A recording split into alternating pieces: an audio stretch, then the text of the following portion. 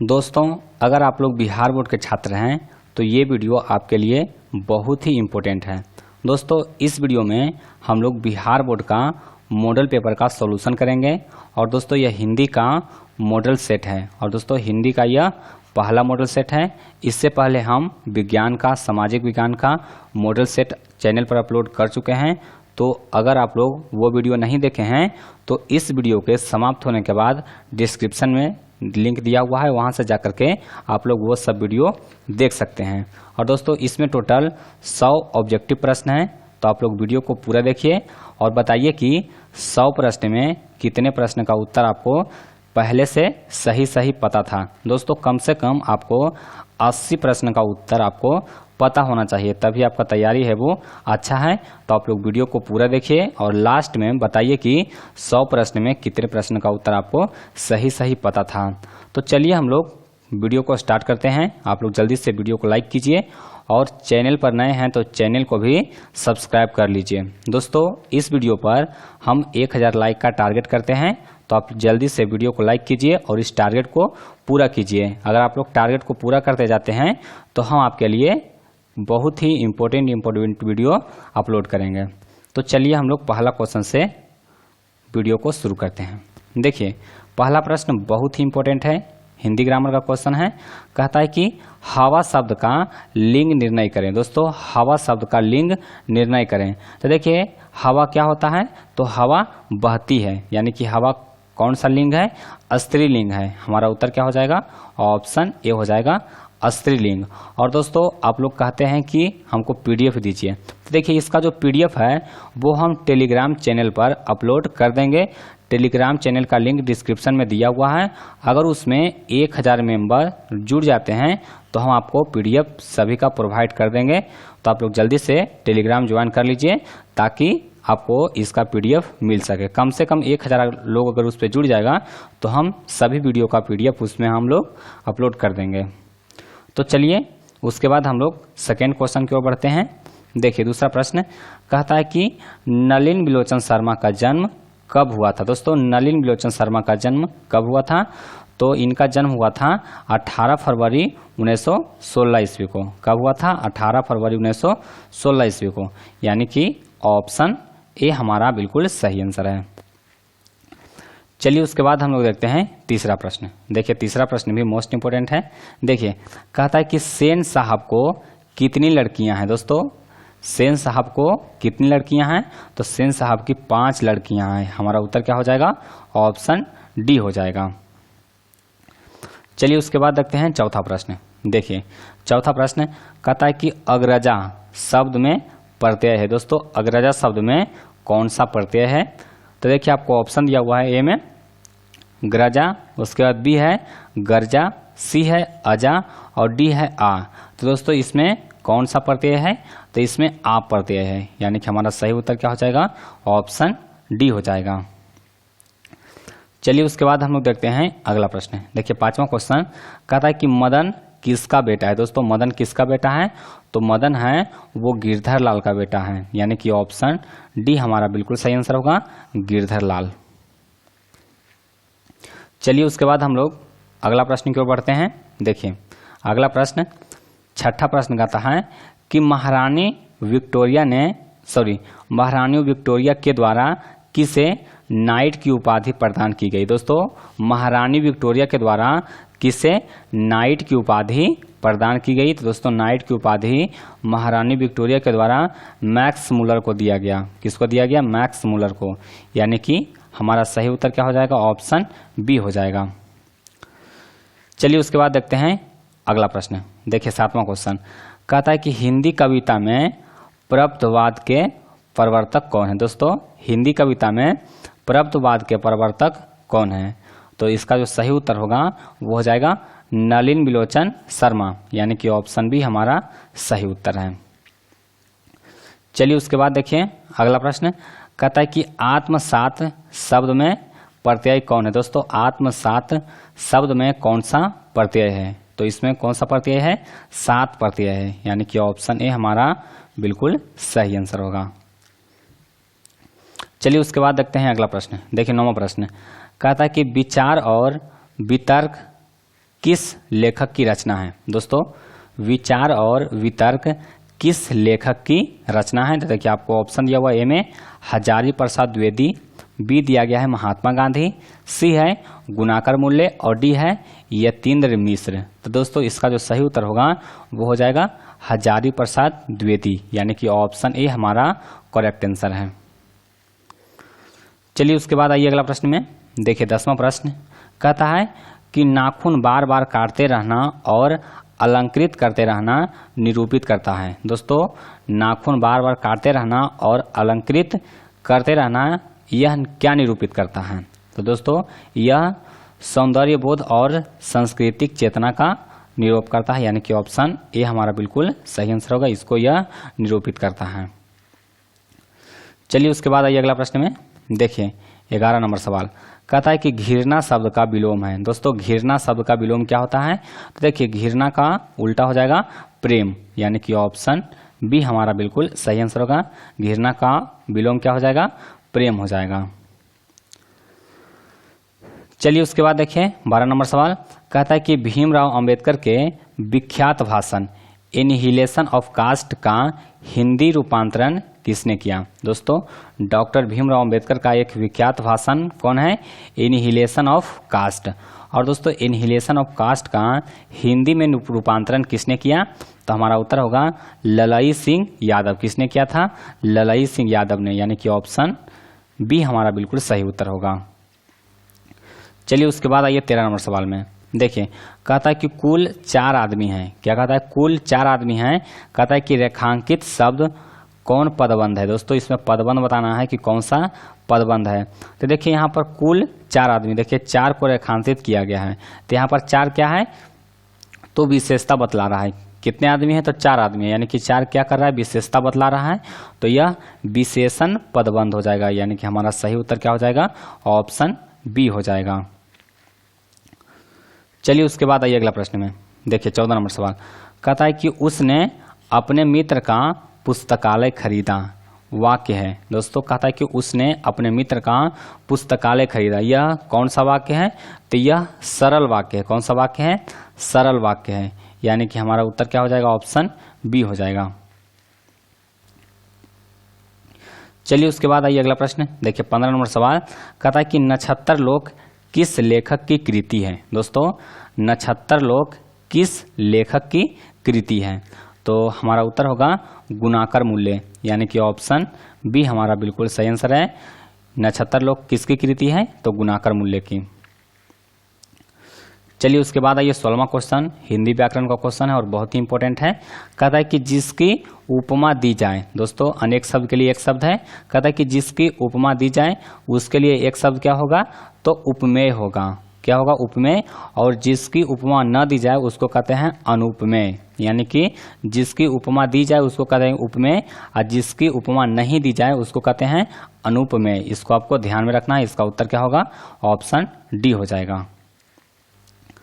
चलिए उसके बाद आइए 17 नंबर सवाल में। देखिए कहता है कि मराठी भाषा की लिपि क्या है? दोस्तों मराठी भाषा भी हिंदी भाषा की तरह देवनागरी लिपि में ही लिखा जाता है, यानी कि हिंदी भाषा को भी देवनागरी में लिखते हैं और मराठी भाषा को भी देवनागरी लिपि ही में लिखी जाती है। चलिए उसके बाद देखिए अगला प्रश्न है। देखिए 18 नंबर सवाल कहता है कि धारा नगरी के कौन परमार शासक विधानुरागी थे? दोस्तों कहता है कि धारा नगरी के कौन परमार शासक विद्यानुरागी थे? तो इसका जो सही उत्तर हो जाएगा वो हो जाएगा भोज, यानी कि ऑप्शन बी हमारा बिल्कुल सही आंसर होगा। इसको आप लोग अच्छी तरह से याद कर लीजिए। चलिए उसके बाद आइए अगला प्रश्न में। देखिए 19 नंबर सवाल कहता है कि महाविद्यालय नामक कहानी संग्रह किनकी रचना है? दोस्तों महाविद्यालय नामक कहानी संग्रह किनकी रचना है? तो हमारा उत्तर हो जाएगा विनोद कुमार शुक्ल का, यानी कि ऑप्शन डी हमारा बिल्कुल सही उत्तर होगा। ऑप्शन सी हमारा सही उत्तर होगा, विनोद कुमार शुक्ल। चलिए उसके बाद आइए अगला प्रश्न में। देखिए 20वां क्वेश्चन काफी इंपोर्टेंट क्वेश्चन है। कहता है कि बहादुर की माँ गुस्से से पागल क्यों हो गई थी? दोस्तों बहादुर की माँ गुस्से से पागल क्यों हो गई थी? तो बहादुर ने भैंस को पीटा था इसलिए, यानी कि हमारा उत्तर क्या होगा, बहादुर ने भैंस को मारा था, यानी कि ऑप्शन ए हमारा इसका सही उत्तर है। चलिए उसके बाद आइए 21वां क्वेश्चन में। देखिए 21वां क्वेश्चन कहता है कि किसने सोवियत संघ पर आक्रमण किया। दोस्तों सोवियत संघ पर आक्रमण किसने किया था, तो हिटलर ने किया था। हमारा उत्तर क्या हो जाएगा, ऑप्शन बी हो जाएगा। चलिए उसके बाद देखिए 22वां क्वेश्चन, ये भी इंपॉर्टेंट क्वेश्चन है, इसको आप लोग अच्छी तरह से याद कर लीजिए। कहता है कि यदि मनुष्य परिस्थितियों का नियामक नहीं है तो परिस्थितियां भी मनुष्य की नियामक नहीं है, यानी कि ऑप्शन बी हमारा बिल्कुल सही उत्तर होगा।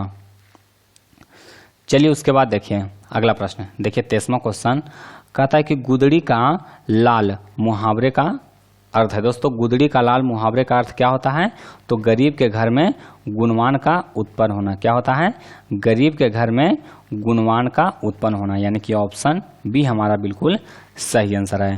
तो दोस्तों अगर आप लोगों को हमारा ये वीडियो पसंद आ रहा है तो आप लोग वीडियो को जरूर लाइक कीजिए और आप लोग कम से कम इसको 10 दोस्त को जरूर शेयर कीजिएगा, ताकि वो भी इस वीडियो को देख सकें और अपने बोर्ड एग्जाम में अच्छे मार्क्स ला सकें। तो आप लोग जल्दी से वीडियो को रोक करके आप लोग व्हाट्सएप में 10 दोस्तों को शेयर कर दीजिए। दोस्तों शेयर करना आप ही लोग का काम है, हमारा काम सिर्फ वीडियो बनाना है। तो आप वीडियो को शेयर कीजिए, हम आपके लिए अच्छे अच्छे वीडियो बनाते रहेंगे। चलिए उसके बाद आइए अगला प्रश्न में। देखिए 24 नंबर सवाल, देखिए कहता है कि गणेश शब्द का पर्यायवाची है। दोस्तों गणेश शब्द का पर्यायवाची क्या होता है, तो लंबोदर होता है, यानी कि ऑप्शन ए हमारा इसका सही आंसर होगा। चलिए उसके बाद देखें अगला प्रश्न, कहता है कि प्रतिदिन शब्द कौन सा समास है। दोस्तों प्रतिदिन जो शब्द है यह कौन सा समास है। प्रतिदिन मतलब क्या हुआ, दिन पर दिन, यानी कि दिन और दिन। देखिए इसको हम लोग क्या लिख सकते हैं, दिन दिन, दिन पर दिन, इस तरह से इसको लिख सकते हैं। तो यह इस तरह के शब्द को हम लोग कौन सा समास कहते हैं, अब यही भाव समास कहते हैं, यानी कि हमारा सही उत्तर क्या हो जाएगा, ऑप्शन डी हो जाएगा। चलिए उसके बाद देखिए 26वां क्वेश्चन, बहुत ही इंपॉर्टेंट क्वेश्चन है। कहता है कि यशोधरा शब्द का संधि विच्छेद है। दोस्तों यशोधरा शब्द का संधि विच्छेद क्या होगा, तो यश प्लस धरा होगा, यानी कि ऑप्शन ए हमारा इसका राइट आंसर है। चलिए उसके बाद देखिए 27वां क्वेश्चन, कहता है कि इनमें शुद्ध वाक्य कौन है। दोस्तों इनमें शुद्ध वाक्य कौन है, तो देखिए आपको ऑप्शन दिया हुआ ए में शब्द तो केवल संकेत मात्र हैं। उसके बाद देखिए शब्द तो केवल संकेत हैं। उसके बाद सी है शब्द तो केवल संकेत मात्र ही है, और डी है इनमें से कोई नहीं। तो देखिए दोस्तों इसका जो शुद्ध शब्द होना चाहिए वो होना चाहिए शब्द तो केवल संकेत मात्र होते हैं। क्या होना चाहिए, शब्द तो केवल संकेत मात्र होते हैं, इसका शुद्ध शब्द ये होगा, यानी कि हमारा सही आंसर क्या हो जाएगा, ऑप्शन डी हो जाएगा। दोस्तों तीनों में से कोई भी शुद्ध नहीं लिखा हुआ है, हमारा शुद्ध क्या हो जाएगा, शब्द तो केवल संकेत मात्र ही होते हैं, ये होना चाहिए। यहाँ पर हमारा आंसर हो जाएगा इनमें से कोई नहीं। चलिए उसके बाद आइए 28वां क्वेश्चन में। देखिए 28वां क्वेश्चन कहता है कि कवि घनानंद किस बादशाह के यहाँ मीर मुंशी का काम करते थे। दोस्तों कहता है कि कवि घनानंद किस बादशाह के यहाँ मीर मुंशी का काम करते थे। दोस्तों इसका जो सही उत्तर होगा वो होगा मोहम्मद शाह रंगीले के यहाँ, यानी कि ऑप्शन बी हमारा सही आंसर है। चलिए उसके बाद आइए 29वां क्वेश्चन में। देखिए 29वां क्वेश्चन बहुत ही इंपॉर्टेंट है। कहता है कि जन्म के 6 घंटे बाद किनकी माता का देहांत हो गया था। दोस्तों जन्म के 6 घंटे बाद किनकी माता का देहांत हो गया था, तो हमारा उत्तर होगा सुमित्रा नंदन पंत का, यानी कि ऑप्शन ए हमारा ऑप्शन बी हमारा इसका सही आंसर होगा। चलिए उसके बाद आइए 30वां क्वेश्चन में। देखिए 30वां क्वेश्चन कहता है कि फावड़े और हल राजदंड बनाने को है, यह पंक्ति किस कविता की है। तो दोस्तों यह जनतंत्र का जन्म कविता का पंक्ति है, यानी कि ऑप्शन ए इसका सही आंसर होगा। चलिए उसके बाद देखिए 30वां क्वेश्चन बहुत आसान क्वेश्चन है। कहता है कि एक वृक्ष की हत्या किसकी रचना है। दोस्तों यह जो कविता है यह किसकी रचना है, तो एक वृक्ष की हत्या के लेखक कौन है, कुंवर नारायण है, यानी कि हमारा उत्तर क्या हो जाएगा, ऑप्शन सी हो जाएगा। चलिए उसके बाद आइए अगला प्रश्न में। देखिए 32वां क्वेश्चन कहता है कि बीरेन डंगवाल का पहला कविता संग्रह है। दोस्तों बीरेन डंगवाल का पहला कविता संग्रह कौन है? तो इनका पहला कविता संग्रह है इसी दुनिया में, यानी कि ऑप्शन बी हमारा सही आंसर होगा। चलिए उसके बाद आइए नेक्स्ट क्वेश्चन। देखिए 33 नंबर सवाल कहता है कि प्रकृति सौंदर्य की कविता के लिए विख्यात कवि है। दोस्तों प्राकृतिक सौंदर्य की कविता के लिए विख्यात कवि कौन है? तो सुमित्रा नंदन पंत है, यानी कि ऑप्शन बी हमारा बिल्कुल सही उत्तर होगा। चलिए उसके बाद देखिए अगला प्रश्न 34 नंबर सवाल। देखिए कहता है कि किस कवि ने कहता है कि वर्णाश्रम व्यवस्था और कर्म कांड का विरोध करके निर्गुण ब्रह्मा की भक्ति का प्रचार किया? तो दोस्तों किसने किए थे? तो गुरु नानक ने। हमारा उत्तर क्या हो जाएगा? ऑप्शन डी हो जाएगा। चलिए उसके बाद आइए 35 नंबर सवाल में। देखिए 35वां सवाल भी मोस्ट इंपोर्टेंट सवाल है।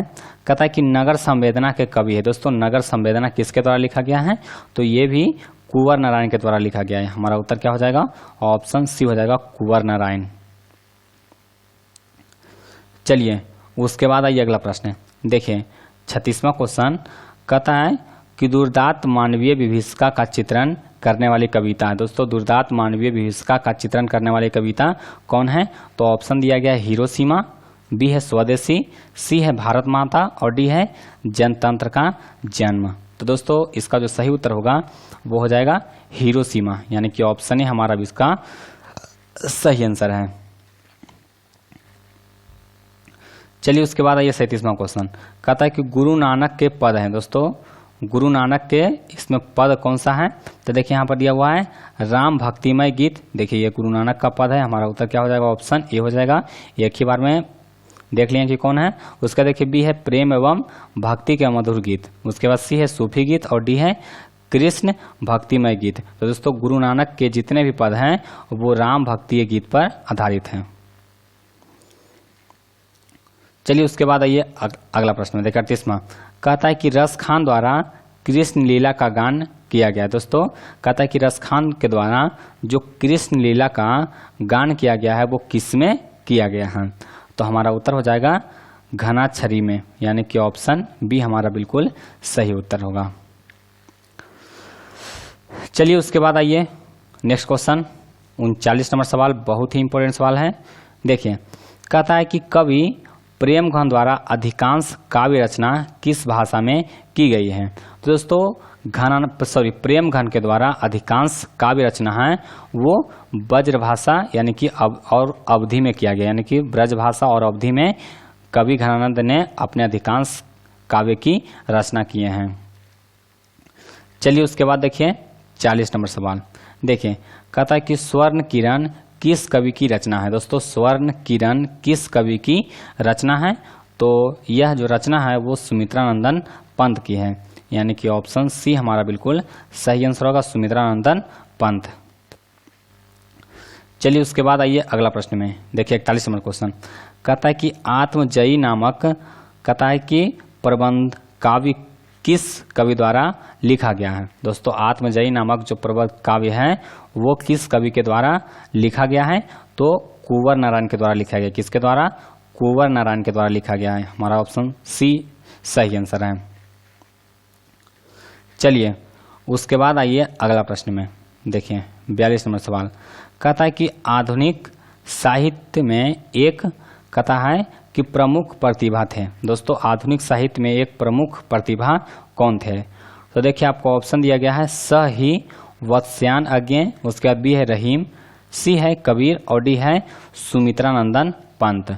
तो दोस्तों इसका जो सही उत्तर होगा वो जाएगा ऑप्शन ए स ही वत्स्यान अज्ञ। और दोस्तों हम लोग 42 क्वेश्चन पर पहुंच चुके हैं। तो एक प्रश्न अब आपसे पूछते हैं कि बताइए कि आँख का पर्यायवाची शब्द क्या होता है? दोस्तों आपको आँख का पर्यायवाची शब्द बताना है, यानी कि कम से कम आपको आँख का 3 पर्यायवाची शब्द बताना है और तीनों आप लोग कमेंट कीजिए। जो स्टूडेंट इसका सही जवाब देंगे उनका हम नाम कम्युनिटी पर शेयर कर देंगे और वो देख सकते हैं कि कौन कौन सही उत्तर दिए हैं। आपको आँख का 3 पर्यायवाची शब्द को कमेंट करना है। चलिए उसके बाद आते हैं अगला प्रश्न में। देखिए 43 नंबर सवाल कहता है कि किसने जिंदगी में पहली बार अस्पताल का विरोध नहीं किया। दोस्तों किसने जिंदगी में पहली बार अस्पताल का विरोध नहीं किया। तो देखिए आपको ऑप्शन दिया हुआ है, ए में मंगू, बी है कुसुम, सी है मेट्रन और डी है माँ। तो दोस्तों यहाँ पर हमारा उत्तर हो जाएगा ऑप्शन डी। चलिए उसके बाद देखिए अगला प्रश्न कहता है कि माँ रात में कितने बजे हॉस्पिटल से लौटकर आई। दोस्तों माँ कितने बजे हॉस्पिटल से लौटकर घर आई। तो इसका जो उत्तर होगा वो हो जाएगा रात को 11 बजे, यानी कि ऑप्शन डी हमारा सही उत्तर होगा। चलिए उसके बाद आइए अगला प्रश्न कहता है कि गांव में जुआरी किस्म का व्यक्ति कौन था। दोस्तों गांव में जुआरी किस्म का व्यक्ति कौन था, यानी कि यह प्रश्न दही वाली मंगमा जो पाठ है उससे पूछा गया है। गांव में जुआरी किस्म का व्यक्ति कौन था, तो रगमपा था, यानी कि ऑप्शन सी हमारा बिल्कुल सही आंसर होगा, रगमपा। चलिए उसके बाद आइए अगला प्रश्न में। देखिए कहता है कि सात कोड़ी होता किस भाषा के प्रमुख कथाकार हैं। दोस्तों सात कोड़ी होता किस भाषा के प्रमुख कथाकार हैं। तो हमारा उत्तर होगा उड़िया भाषा के। किस भाषा के, उड़िया भाषा के, यानी कि ऑप्शन बी हमारा सही उत्तर होगा। चलिए उसके बाद देखिए अगला प्रश्न कहता है कि देवी नदी बांध के नीचे किसका घर था। दोस्तों देवी नदी बांध के नीचे किसका घर था, तो लक्ष्मी का घर था, यानी कि हमारा सही उत्तर क्या हो जाएगा, ऑप्शन सी हो जाएगा। चलिए उसके बाद आइए अगला प्रश्न में 48 नंबर क्वेश्चन, बहुत ही इंपॉर्टेंट प्रश्न है। देखिए कहता है कि मंगू के अलावा माँ की कितनी संतानें थी। दोस्तों मंगू के अलावा माँ के कितनी संतानें थी, तो 3 संतान और थे, यानी कि टोटल 4 संतानें थी जिसमें एक मंगू थी। चलिए उसके बाद देखिए अगला प्रश्न, देखिए 49 नंबर सवाल कहता है कि किसने सीता को रसमलाई भेजी थी। दोस्तों किसने सीता को रसमलाई भेजी थी। तो देखिए आपको ऑप्शन दिया गया है, ए में पुष्पा ने, बी है नारायण ने, सी है राधा ने और डी है भांवरी ने। तो दोस्तों हमारा सही उत्तर होगा वो हो जाएगा ऑप्शन डी, भांवरी ने। चलिए उसके बाद आइए 50 नंबर क्वेश्चन, बहुत ही इंपॉर्टेंट प्रश्न है। देखिए कहता है कि सीता के बड़े लड़के का नाम क्या था। दोस्तों सीता के बड़े लड़के का नाम क्या था, तो कैलाश था, यानी कि ऑप्शन ए हमारा सही उत्तर होगा, कैलाश। चलिए उसके बाद आइए 51 नंबर क्वेश्चन में। देखिए 51 नंबर सवाल कहता है कि सुजाता की कितनी कृतियां प्रकाशित हो चुकी है। दोस्तों सुजाता की कितनी कृतियां प्रकाशित हो चुकी हैं, तो हमारा उत्तर हो जाएगा 25 से अधिक, यानी कि ऑप्शन बी सही उत्तर है। चलिए अगला प्रश्न देखिए कहता है कि नगर कहानी के अनुवादक कौन है। दोस्तों नगर कहानी के अनुवादक कौन है, तो इसका उत्तर हो जाएगा श्रीनिवास है। कौन है, श्रीनिवास है, यानी कि ऑप्शन ए हमारा सही उत्तर है। चलिए उसके बाद देखिए 53 नंबर क्वेश्चन व्याकरण से है, तो इसको आप लोग ध्यान से समझिएगा। देखिए कहता है कि अनुज का स्त्रीलिंग रूप है। दोस्तों अनुज का स्त्रीलिंग रूप कौन सा होगा, तो अनुजा होगा। क्या होगा, अनुजा, यानी कि ऑप्शन ए हमारा सही उत्तर है। चलिए उसके बाद आइए 54 नंबर क्वेश्चन में कहता है कि इनमें शुद्ध शब्द कौन है। दोस्तों अधीन, अधीन, अधीन और अधीन। देखिए बताइए कि चारों में शुद्ध कौन शब्द लिखा हुआ है। देखिए आपको देख के पकड़ना है कि कौन शुद्ध है। तो देखिए इसमें जो अधीन लिखा हुआ है बी में, देखिए बी में दिया हुआ है अधीन, ये शुद्ध लिखा हुआ है। चलिए उसके बाद आइए कहता है कि दास का पर्यायवाची शब्द है। दोस्तों दास का पर्यायवाची शब्द क्या होगा, तो देखिए दास मतलब क्या होता है, दास, दास से आप लोग जानते होंगे, दास मतलब होता है नौकर। और आप लोग एक बार सुने होंगे नौकर चाकर दोनों एक ही शब्द है, तो क्या हो जाएगा ए में चाकर, यानी कि दास शब्द क्या हो जाएगा, दास शब्द का पर्यायवाची कौन हो जाएगा, चाकर होगा। यानी कि दास को हम नौकर भी कर सकते हैं, चाकर भी कर सकते हैं। चलिए उसके बाद आइए 56 नंबर सवाल में।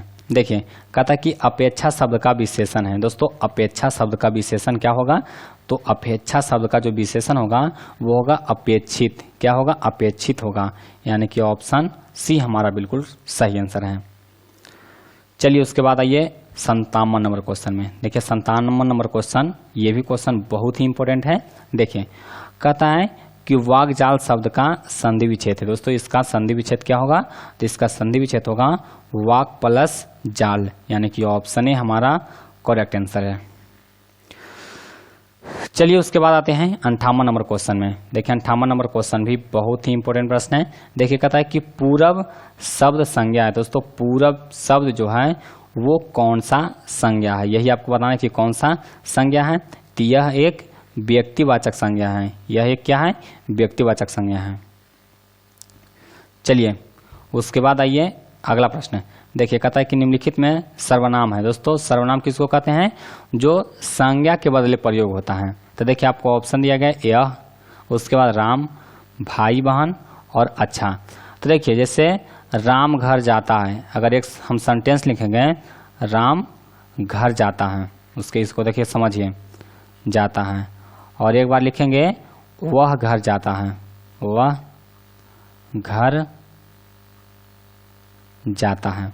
अब देखिए समझिए इसमें राम घर जाता है यानी कि राम की जगह पर क्या प्रयोग हुआ? वह हुआ, तो वह क्या हो गया? सर्वनाम हो गया। उसी प्रकार से लिख सकते हैं यहाँ पर यह एक कलम है, यह एक कलम है। तो देखिए यहाँ पर यह किसके जगह पर प्रयोग किए हैं? तो संज्ञा के जगह पर प्रयोग किए हैं, तो यह क्या हो गया? सर्वनाम हो गया, यानी कि हमारा उत्तर क्या हो जाएगा? ऑप्शन ए हो जाएगा। चलिए उसके बाद देखिए 60वां क्वेश्चन कहता है कि गुणवाचक विशेषण है। दोस्तों गुणवाचक विशेषण कौन है? तो देखिए आपको ऑप्शन दिया हुआ ए में अच्छा, बी है 1 किलो, सी है 2 और डी है अधिक। तो देखिए इसमें किसमें गुण किसमें पता चल रहा है? तो क्या है? अच्छा है, यानी कि अच्छा है, तो यह गुण बतला रहा है, यानी कि यह गुणवाचक विशेषण हो गया। चलिए उसके बाद देखिए 61 नंबर क्वेश्चन, बहुत ही इंपॉर्टेंट प्रश्न है। देखिए कहता है कि बुद्धा एंड हिज धम्मा के लेखक कौन है? दोस्तों बुद्धा एंड हिज धम्मा, इसका लेखक कौन है? तो भीमराव अंबेडकर हैं, यानी कि ऑप्शन सी हमारा बिल्कुल करेक्ट आंसर है। चलिए उसके बाद आइए 62 नंबर सवाल में। देखिए कहता है कि गिरधर लाल सेन साहब की फैक्ट्री में क्या था? दोस्तों गिरधर लाल कौन है? तो मदन का पिता है, और यहाँ पर पूछा गया कि गिरधर लाल सेन साहब के फैक्ट्री में क्या था? तो यह किरानी के तौर पर था। हमारा उत्तर क्या हो जाएगा? ऑप्शन सी हो जाएगा। चलिए उसके बाद आइए 63 नंबर सवाल। देखिए 63 नंबर सवाल कहता है कि मनुष्य की पशुता को जितनी बार भी काट दो वह मरना नहीं जानती, पंक्ति किस शीर्षक पाठ की है? तो यह बहुत आसान क्वेश्चन है। यह हो गया कि कौन सा शीर्षक से है? तो नाखून क्यों बढ़ते हैं पाठ से है, यानी कि ऑप्शन सी हमारा सही उत्तर होगा। चलिए उसके बाद देखिए कहता है कि चंद्रगुप्त द्वितीय का व्यक्तिगत नाम क्या था? दोस्तों चंद्रगुप्त द्वितीय का व्यक्तिगत जो नाम था वो क्या था? तो इसका व्यक्तिगत नाम था देव। क्या नाम था? देव नाम था, यानी कि ऑप्शन ए इसका सही उत्तर होगा। चलिए उसके बाद देखिए 65 नंबर सवाल, बहुत ही इंपॉर्टेंट क्वेश्चन है। कहता है कि बहादुर पर चोरी का आरोप कौन लगाता है? दोस्तों बहादुर पर चोरी का आरोप लगाया गया था, तो वह किसके द्वारा लगाया गया था? तो रिश्तेदार के द्वारा लगाया गया था, यानी कि हमारा सही उत्तर क्या होगा? ऑप्शन डी होगा। अब देखिए अगर आप लोग बहादुर पाठ अगर आप लोग पढ़े होंगे तो आपके लिए एक सवाल है, बताइए कि बहादुर पर कितने रुपये चोरी का आरोप लगाया गया था, यानी कि बहादुर पर कितने रुपये चोरी होने का आरोप लगाया गया था? तो आप लोग जल्दी से कमेंट कीजिए। अगर आप लोग ये कहानी पढ़े होंगे तो आपको पता होना चाहिए। आप लोग जल्दी से इसका आंसर कमेंट कीजिए, तब जानेंगे कि आप लोग कितना ध्यान से सभी चैप्टर को पढ़ते हैं। चलिए उसके बाद आइए 66 नंबर क्वेश्चन में। देखिए कहता है कि बिरजू महाराज अपना सबसे बड़ा जज किसे मानते थे? किसको मानते थे? दोस्तों बिरजू महाराज अपना सबसे बड़ा जज किसको मानते थे? तो वह अपनी अम्मा को मानते थे, यानी कि वह अपनी माँ को मानते थे। तो हमारा उत्तर क्या होगा? ऑप्शन ए होगा। चलिए उसके बाद आइए देखिए कहता है कि हिंदुस्तानी डांस म्यूजिक कहाँ है? दोस्तों हिंदुस्तानी डांस म्यूजिक कहाँ है? यह देखिए क्वेश्चन है वो जीत मैं दिनखत हूँ पाठ से पूछा गया है। तो यहाँ पर पूछा गया कि हिंदुस्तानी डांस म्यूजिक कहाँ है? तो हमारा उत्तर होगा कलकत्ता में। चलिए उसके बाद आइए अगला प्रश्न। देखिए 68 नंबर सवाल, ये भी मोस्ट इंपोर्टेंट सवाल है। देखिए कहता है कि राम नाम बिनु बिरथे जग जन्मा शीर्षक कविता के अनुसार ईश्वर की शरण में जाने का अधिकारी कौन है। तो दोस्तों ईश्वर के शरण में जाने का अधिकारी कौन है, तो जिसका अंत करण निर्मल हो, यानी कि ऑप्शन डी हमारा बिल्कुल सही उत्तर होगा। चलिए उसके बाद आइए 69 नंबर क्वेश्चन। देखिए कहता है कि रसखान किस पर सैकड़ों इंद्रलोक को नौछावर करने की बात करते हैं। दोस्तों कहता है कि रसखान किस पर सैकड़ों इंद्रलोक नौछावर करने की बात करते हैं, तो हमारा आंसर हो जाएगा करील की कुंजों पर। हमारा उत्तर क्या हो जाएगा, करील की कुंजों पर, यानी कि ऑप्शन ए हमारा सही उत्तर है। चलिए उसके बाद आइए 70 नंबर सवाल में। देखिए कहता है कि नादिर शाह के सैनिकों ने किसे मार डाला। दोस्तों नादिर शाह के सैनिकों ने किसे मार डाला, तो देखिए आपको ऑप्शन दिया हुआ है, ए में गुरु नानक को, बी है घनानंद को, सी है रसखान को और डी है तुलसी को। तो दोस्तों इसका जो सही उत्तर होगा वो हो जाएगा घनानंद को, यानी कि नादिर शाह के सैनिकों ने किसे मारा था, तो घनानंद को मार डाला था। चलिए उसके बाद आइए अगला प्रश्न में। देखिए 71 नंबर सवाल बहुत ही इंपॉर्टेंट है। कहता है कि सुमित्रा नंदन पंत रचित भारत माता शीर्षक कविता कहाँ से संकलित है। दोस्तों सुमित्रा नंदन पंत के द्वारा जो कविता लिखा गया है भारत माता, वह कविता कहाँ से संकलित है, तो दोस्तों वह ग्राम्या से संकलित है। किससे, ग्राम्या से, यानी कि ऑप्शन बी इसका सही उत्तर होगा। चलिए उसके बाद आइए 72 नंबर सवाल में। देखिए कहता है कि अज्ञेय किस काव्य धारा के कवि हैं। दोस्तों अज्ञेय किस काव्य धारा के कवि हैं, तो हमारा उत्तर होगा प्रयोगवाद के, यानी कि ऑप्शन बी हमारा बिल्कुल सही उत्तर होगा। चलिए उसके बाद आइए अगला प्रश्न में। देखिए 73 नंबर क्वेश्चन कहता है कि एक वृक्ष की हत्या शीर्षक पाठ में दूर से कौन ललकारता है। दोस्तों कहता है कि एक वृक्ष की हत्या शीर्षक पाठ में दूर से कौन ललकारता है, तो देखिए आपको ऑप्शन दिया गया, ए में चोर, बी में डाकू, सी है वृक्ष रूपी चौकीदार और डी है शत्रु। तो दोस्तों हमारा सही उत्तर क्या होगा, ऑप्शन सी हो जाएगा वृक्ष रूपी चौकीदार।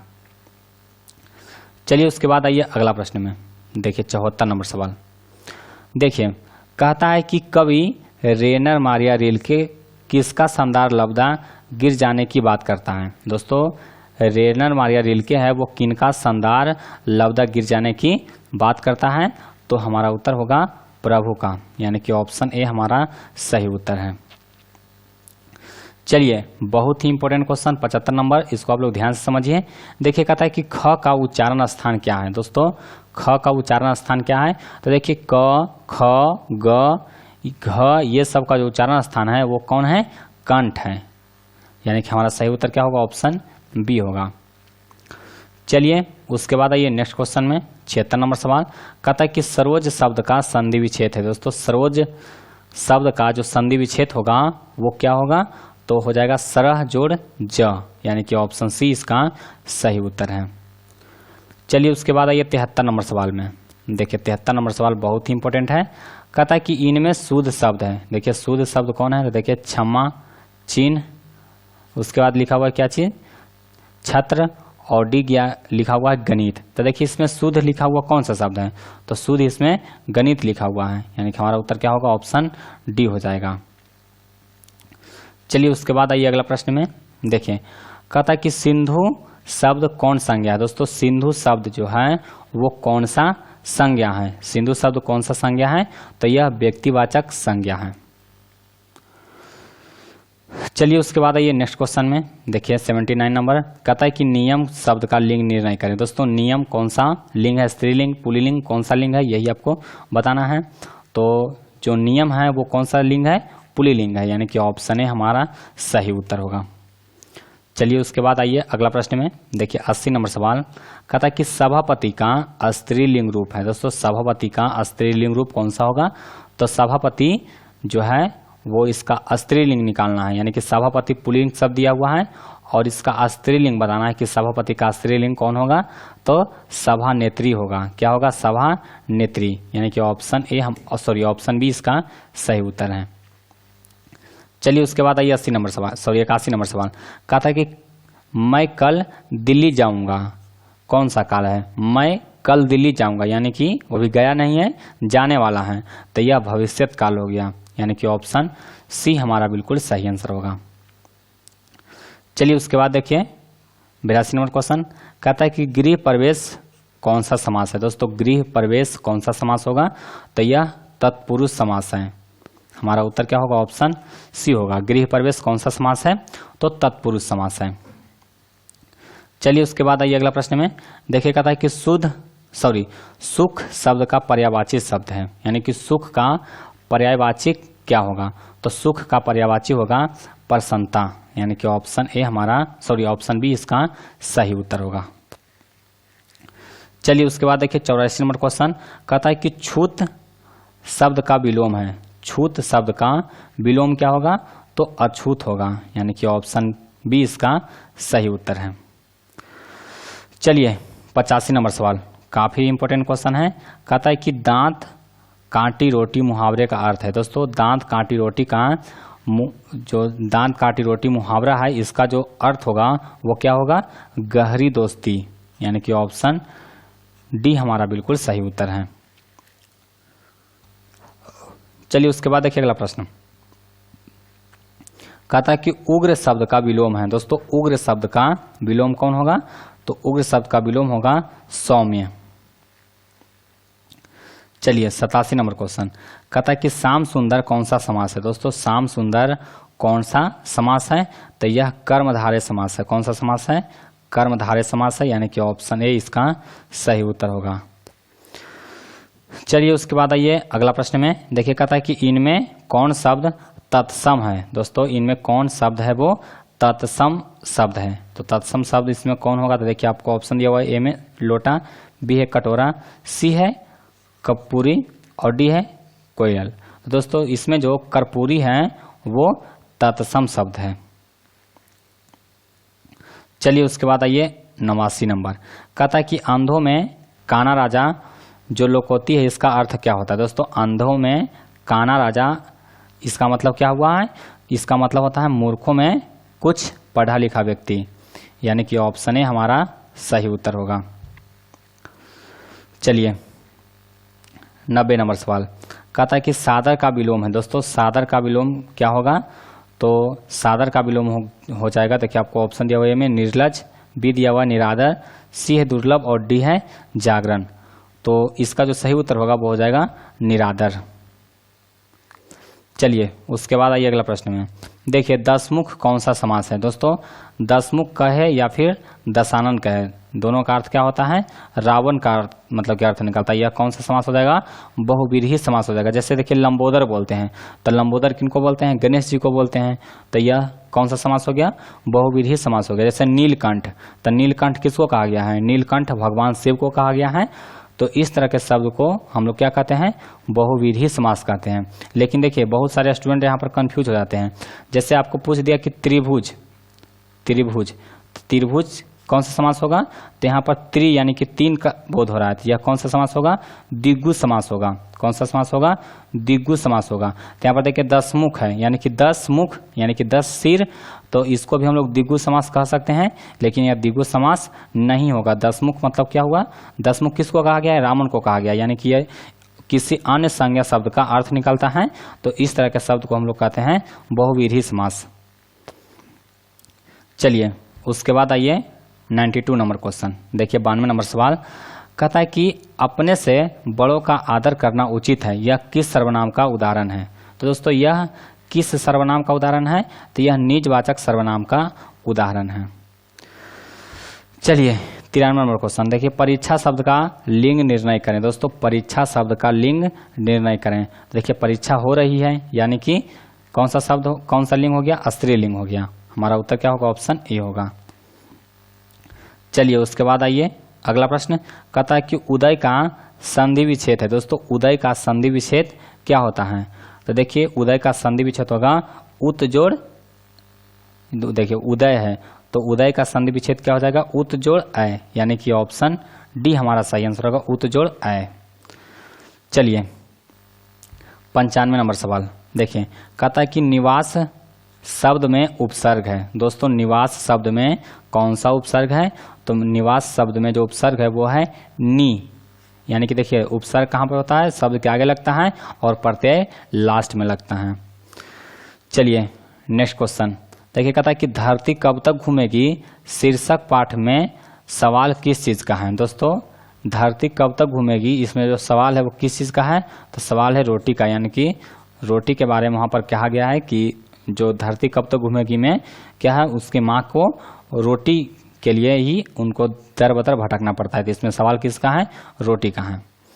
चलिए उसके बाद आइए 97 नंबर सवाल, कहता है कि वली अमाल ने बेटी का ठीक होने के लिए किस मंदिर में मन्नत मांगी? तो दोस्तों इसका जो सही उत्तर होगा वो हो जाएगा, यहाँ पर देखिए ऑप्शन देखिए क्या दिया हुआ है, तिरुपति दिया हुआ है, उसके बाद वैदीश्वरम दिया हुआ है, उसके बाद सी है रामेश्वरम और डी है बद्रिकाश्रम।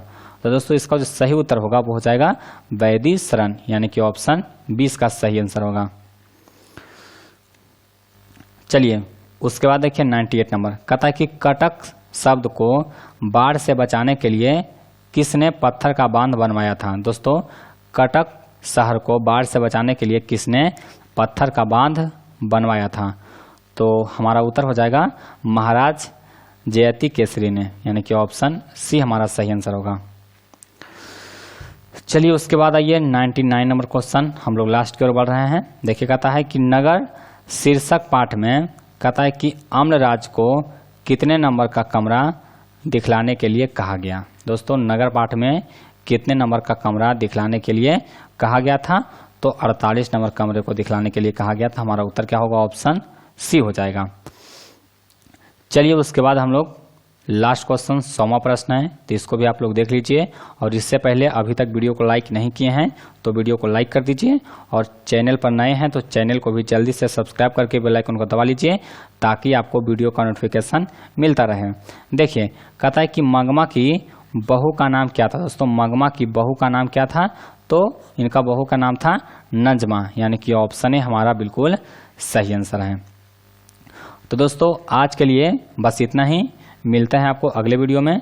अगर आपको इसका PDF चाहिए तो देखिए जब तक टेलीग्राम ग्रुप में 1000 लोग नहीं जुड़ते हैं हम आपको PDF नहीं देंगे, तो आप जल्द से जल्द उसमें जुड़ जाइए। जैसे ही 1000 लोग जुड़ जाएंगे उसमें हम आपको PDF दे देंगे, और इसका PDF आप लोग cktarget.com वेबसाइट से भी जा करके डाउनलोड कर सकते हैं। तो आज के लिए बस इतना ही, मिलते हैं आपको अगले वीडियो में। आप लोग जल्दी से वीडियो को लाइक कीजिए और चैनल को सब्सक्राइब करके रखिए ताकि आपको वीडियो का नोटिफिकेशन मिलता रहे। और दोस्तों अगर आप लोग इस साइंस का मॉडल पेपर नहीं देखे हैं तो उसका भी लिंक डिस्क्रिप्शन में दे दिए हैं, वहां से जा करके मॉडल पेपर को देख लीजिए। आपके एग्जाम के लिए सभी मॉडल पेपर बहुत ही महत्वपूर्ण हैं।